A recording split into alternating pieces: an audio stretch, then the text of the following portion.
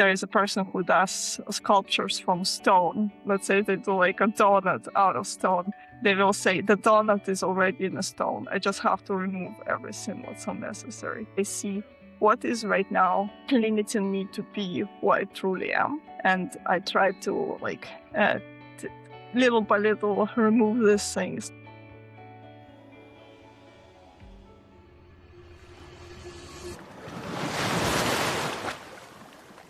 A few months ago, I sat with Anastasia, a creator based in Finland who makes videos about psychology, personality, and the quiet struggle of building something meaningful when you are not sure you are ready. We talked about self-doubt, specifically what it feels like to keep showing up to markets, to cameras, to ideas, when the voices in our head still catching up. Now, this video took longer to complete than I had anticipated. There's a small audio sync issue still exists in places, a technical problem I couldn't fully resolve. Now, it doesn't affect the conversation, but I wanted to be upfront about it. And yeah, I hope you find something in this one. So, when you go to market, publish a video, or release a product, what's the first self-doubt thought that shows up? Thank you for this question. I'm kind of like nowadays doing less of this market, so I put it off from my head actually.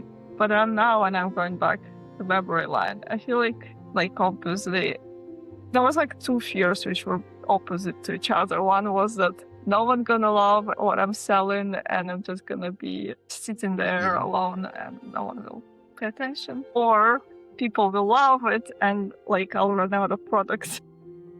Really rare to come up with two similar kind of but opposite spectrum of fear, because when I was thinking about doing something, I always think that no one's gonna like my stuff and it's gonna be a complete and utter failure. I rarely think about success or like people's gonna like my what I'm building. Yeah. Anyway, and also you described yourself as a planner and an overthinker simultaneously. What does planning help you move forward, and when does it quietly become an avoidance? I've noticed it for myself. Like if I don't have a plan, I'm going nowhere. Like I don't know what I should be doing. So for me, it's always the first step. But I think like it's when I plan, I need to stay realistic because I tend to like just write a perfect plan and then it doesn't happen. And then I might feel bad about it. So nowadays I try to have a bigger picture in like I have here like my dreams and plans on the paper, which are more like for many years in my life what I want to be doing. And then I try to just focus on this next step. Does this next plan could be for this month or a couple of months in total or this year? Right now I try to focus months at a time and then see if I've done things and I move with new goals. If not, then I'm trying to understand why didn't I done them and then move forward with trying to still complete or see maybe I didn't actually need to do that. It's kind of constantly checking, am I on the same page with who I want to be?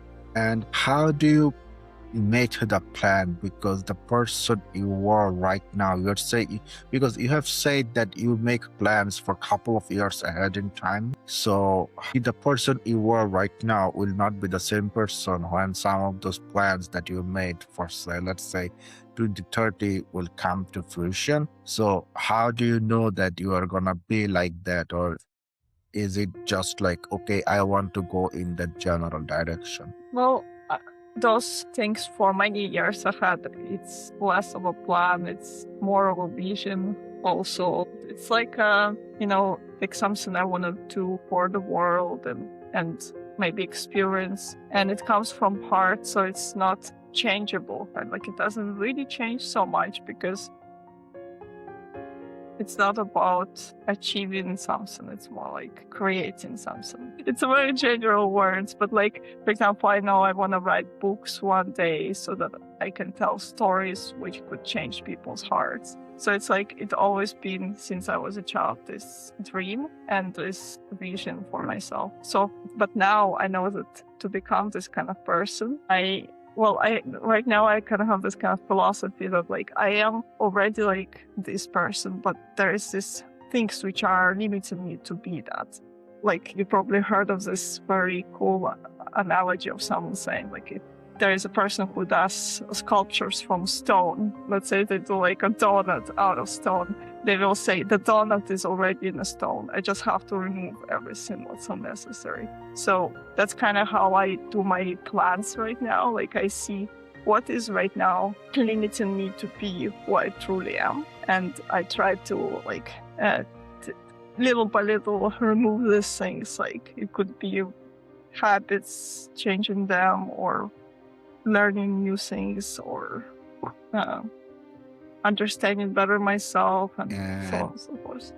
Speaking of this limiting behaviors or habit, how do you personally distinguish between I'm just introverted and I'm avoiding these because I'm anxious? Yeah, you sent me that question and I was thinking about it. So how I see it is that introversion does not limit your joy, but like anxiety, social anxiety, it's something which is a limitation to experience the joy in social situations. But introversion is more like, could be like an individual's unique capacity towards how they like, how much energy they can give and receive outwardly or inwardly.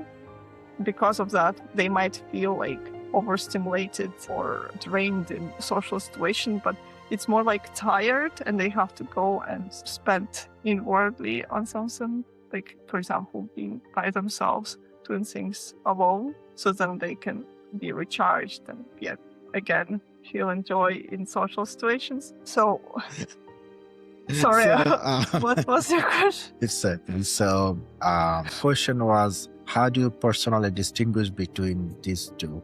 That you are just introverted, or you are avoiding everything because you are anxious? How to distinguish? That's a good question. Well, I feel like that fear maybe plays a big role. Like if you feel fear, that's probably related more to anxiety. Like you're afraid something bad gonna happen, or you will feel bad. So that's a limitation you could work on if you want. Introversion is just where you are. You feel happy like when you're doing more things alone. So from those questions you a little bit sent me before, like I was wondering, who do you feel you are more? An introvert or an extrovert, and how do you notice it? Well, I think almost all of my life I was something in between, and I chose what I want to be in a certain situation, what kind of person I want to be. Sometimes I'm more of an extrovert, sometimes I'm more of an introvert. So, for example, I sometimes don't hang out in certain social situations because I feel like I'm performing something, or I just don't like the crowd of it. But for me, doing this kind of interview and talking with strangers and asking them to come to the show is quite easy for me, and I find joy in it to talk about, to pull their experience, talk about their experience and share my experience simultaneously. So that's the balance I found that works best for me, and I kind of like the way it is right now. Yeah, I find it important to find that balance of how much one wants to spend alone time and how much with people. And do you think your self-doubt or doubt in general about something, is it something to eliminate or something to learn to coexist with?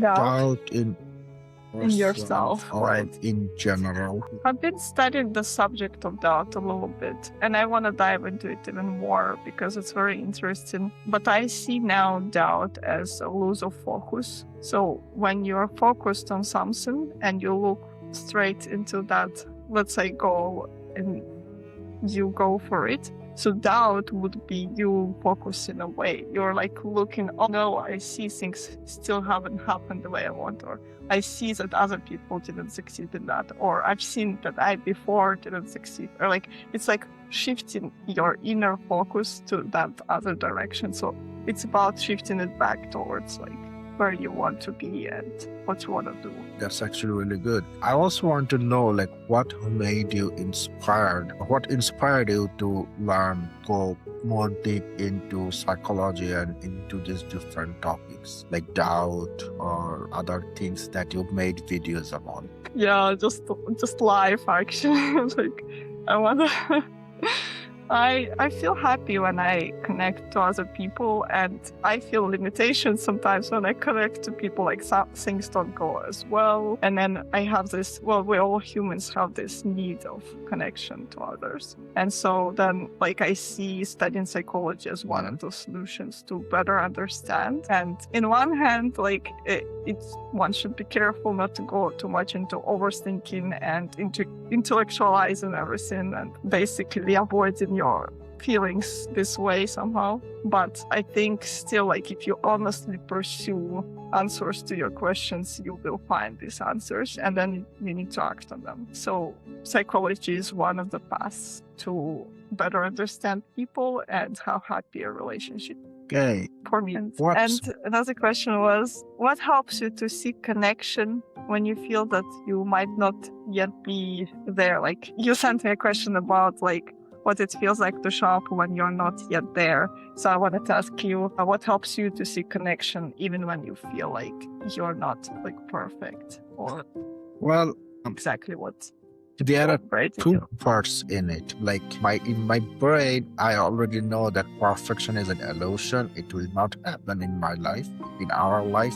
So I'll never be the perfect version of myself. I already know that. But then there is self-doubt or inner critic which says that, yes, you are not doing enough, or you are not enough. Basically, I'm not enough. So there is a constant tug and pull between them. The way I do things right now is, regardless of how I'm feeling, whether I'm feeling more open or whether I'm feeling more self-doubt, I still reach out to people and do the things that I want to do. It's not, maybe it doesn't come with the same level of enthusiasm when I'm trying to connect or when I'm trying to research people, but I try to complete some of the tasks that I wanted to do on a day. And that's how I keep pushing myself forward, even though I know I'm not there mentally. Thank you. What's more vulnerable to you? What feels more vulnerable to you? Sharing your art or sharing your thoughts? So far, the most vulnerable thing has been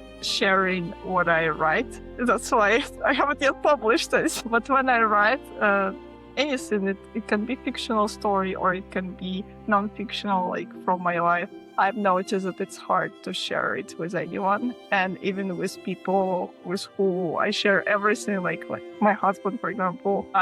Even when I give it for him to read, like I'm like super nervous, even though I'm never nervous with him. So that's like, I know that's something very vulnerable. And it's the funniest thing. It's not because I'm afraid that, I've made some spelling mistakes or I don't know good techniques to write or something, but it's more like I'm afraid that people will see who I am inside. And I think it's so revealing, like when you write, like who you are and you're studying psychology and trying to connect with other people by understanding them more. Do you think this might help you to connect to writing with other people, your audiences or future audiences? Yeah. Well, studying psychology helped me to be way less judgmental, and appreciate the human experience more. So then it helps me to also see myself in a kinder way, and even with writing, to be like, okay, this is me being a human.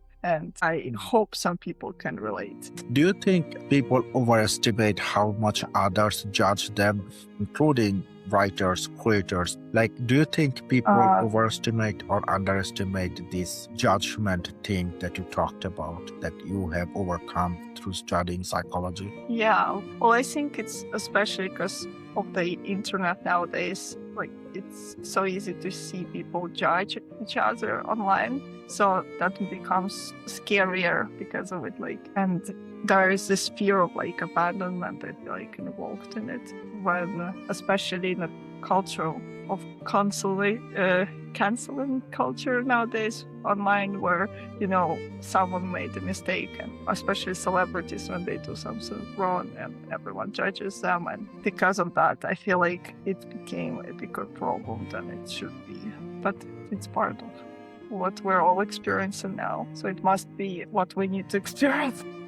You care about mental health and self-compassion. We've already gone through this a lot, but I want to talk about you. What does self-kindness actually look like for you on a bad day? How do you heal yourself and take care of yourself? Yeah, that's a very good question. Well, I guess a simple answer would be is exercising kind self-talk. So being kind with yourself and your own thoughts.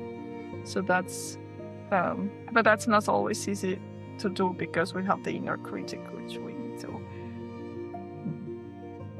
be aware of and not let that inner critic judge us all the time and separate ourselves from it. So do not think that it's my own thoughts, or like it is your thoughts which come to your mind, but they're not true. So like also maybe challenge those thoughts. I think it's a hard thing, like basically. That's why I love mental health, because I feel like people, we suffer a lot emotionally.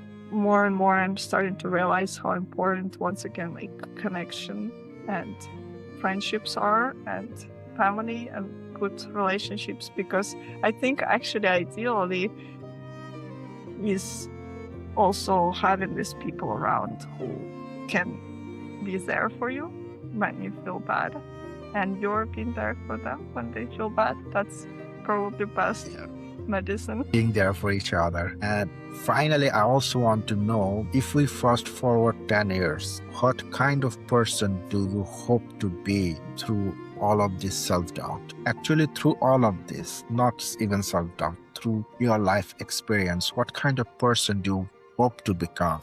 Well, I hope that eventually I could become a person who can be more of a viewer of my experience while still experiencing all the feelings and emotions and thoughts, but not identifying with them, and being able to act not out of these emotions, but out of what I actually want to do, and being able to increase my intuition so that I could know what to do and when and stuff like that. So then with all of that, I could be more loving towards other people, and at the same time towards myself and towards God. So It feels like you want to three. be more softer on the inside, and more with the help of that you want to be more softer on the outside as well. And yeah, it's a beautiful thing.